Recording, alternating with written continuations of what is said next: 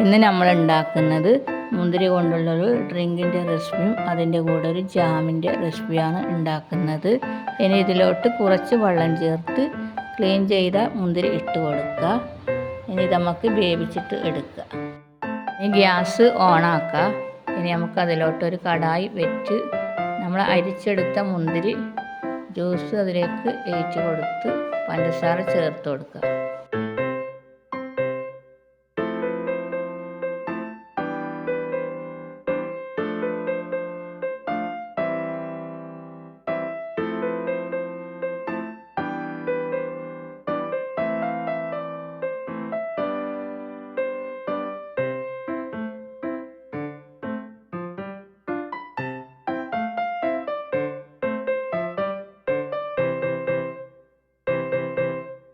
ഇനി നമുക്ക് ഇതിലോട്ട് വാനില എസൻസ് ചേർത്ത് കൊടുക്കുക.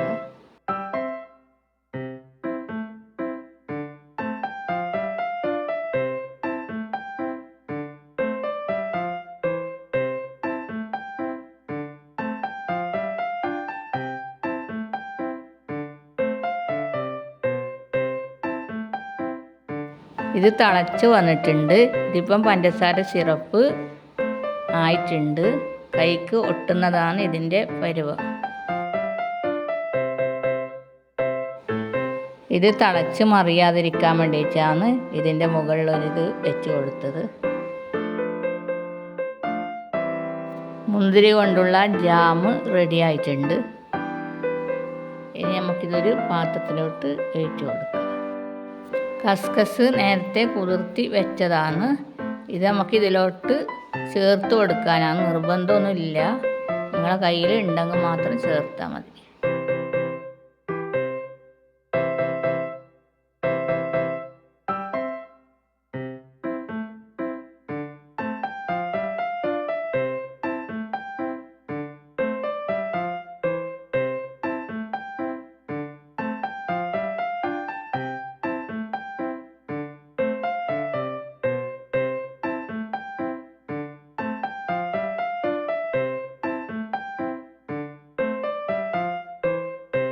വീട്ടിലുണ്ടാക്കിയ ബ്രെഡാണ്.